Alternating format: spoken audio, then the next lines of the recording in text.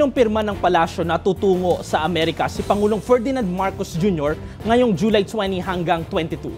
Ito'y kasunod ng pahayag ni US Secretary of State Marco Rubio na inaasahan niyang makabibisita ang Pangulo sa Washington DC matapos ang trilateral meeting kasama ang Japan at Pilipinas sa ASEAN Summit sa Kuala Lumpur, Malaysia.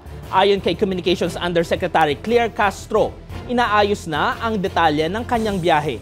Nauna nang nag-alala ang Pilipinas sa planong pagtaas ng taripa ng US sa bansa mula 17 hanggang 20% para sa mga produktong inaangkat mula sa Pilipinas.